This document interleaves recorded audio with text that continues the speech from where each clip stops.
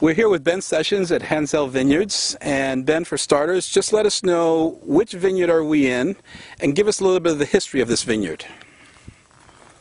So we're in the Debris Vineyard, which is named for our current ownership family, the Debris family.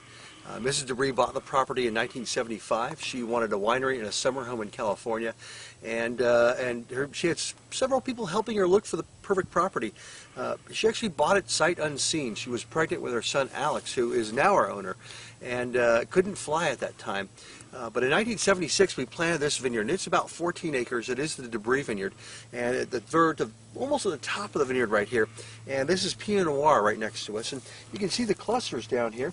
Actually, what we have is a lot of little tiny berries out here. They're called shot berries. Shot berries referring to the fact they didn't pollinate. We had some rain during flowering this year, and so it means that our crop's down. We're hoping only about 40%. And if I were to squeeze this berry right here, we have one little tiny seed here, so not much. And the little berries, the juice it provides, this juice here, is going to be fantastic. The problem is there's just not going to be very much of it. It's really tasty too. Let me grab a slightly larger berry here, and in these we're going to find still, 2 seeds in this one. I think oftentimes they can be 4 or 6 seeds, and this year there's just not a lot of pollination, but a lot more juice there, which is probably going to be tough to see. But very, very tasty. And these are going to be picked tomorrow, actually. This is the last day of harvest for Hanzell Vineyards in 2011 will be tomorrow. And this will be the part we generally pick between 4 a.m. and 10 a.m. in the morning. And the guys will be out in the vineyard quite early tomorrow around 4 a.m. The other thing you can see, these are some older vines. So again, planted in 1976. They're 35 years old. So they're really mature vines. This is really the engine of the property right now. So the quantity is, although our yields are always very low, a little higher here. And what it's giving us is great quality. The root systems are really developed down underneath the ground. Tell us a little bit about the soil. The soil is a clay loam, but very rocky. In fact, there's just plenty of rocks everywhere, and you don't have to go far to find them and pick them up. These are volcanic. My Comet's range is a volcanic range, and so these are about 2 million years old here, and we continue to remove them from the vineyard. But what they provide for us is really good drainage through the vineyard, and well, it's not the funnest job to go pick them up, but it's one thing we have to do every couple of years. And in terms of the 2011 growing season and harvest, are we on schedule, behind, ahead of schedule? How has it been? I think everyone's behind schedule in harvest this year. 2-3 weeks. It's been low crop levels for just about everybody out there. Quality is still very good, but farmers are superstitious, so we really don't like talking about it till at least Sunday when we'll be done with harvest.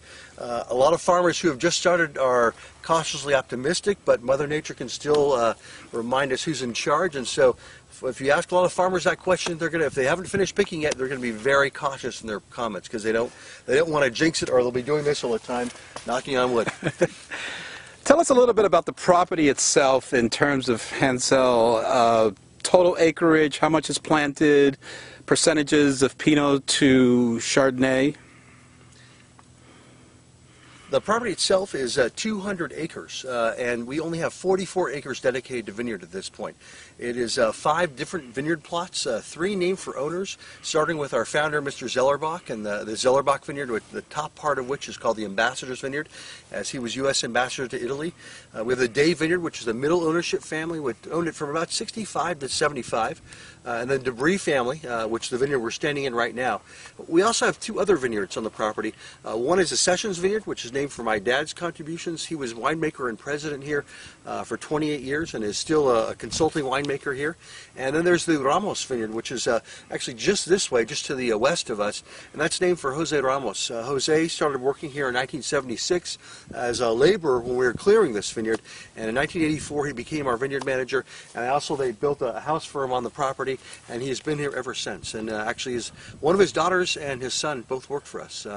When I first started working here, we only had 1 employee that wasn't related to at least one other employee. And I think we still are a great family, of course, but there are a few more employees.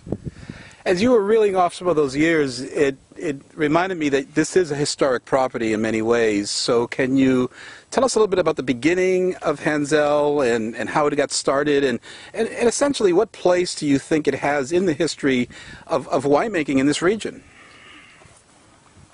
Well, Mr. Zellerbach, our founder, was Crown Zellerbach Paper Corporation, and he had fallen in love with the wines of Burgundy, Chardonnay and Pinot Noir, and did what would become a very fashionable thing to do at one time, which is buy some property. He was based out of San Francisco, which is actually just to the south of us, with the idea of making great wine, or making wine equal to the best in the world, as he put it. Mr. Zellerbach's contributions to this region, I think, it actually extend quite a bit further than that. Hanzell was the first to build jacketed stainless steel tanks, the first to integrate inert gas technology, carbon dioxide and nitrogen throughout the production process.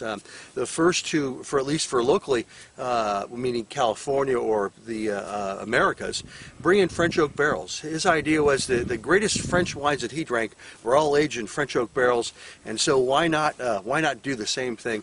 And of course, he had the resources to build all this when that technology didn't exist.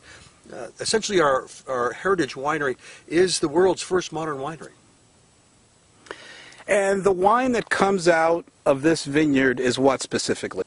The Debris Vineyard is Chardonnay and Pinot Noir. We're about 2-to-1 Chardonnay to Pinot Noir on the property. And it goes, the grapes that we're going to harvest, these Pinot Noir grapes we're going to harvest tomorrow, are going to go into the Hanzell Pinot Noir, and the lower portion of this, which is Chardonnay, already was harvested. It'll go to the Hanzell Chardonnay. Those wines are both reflections of the older vines on the property. We haven't purchased grapes since 1962, so everything is estate and grown on the property.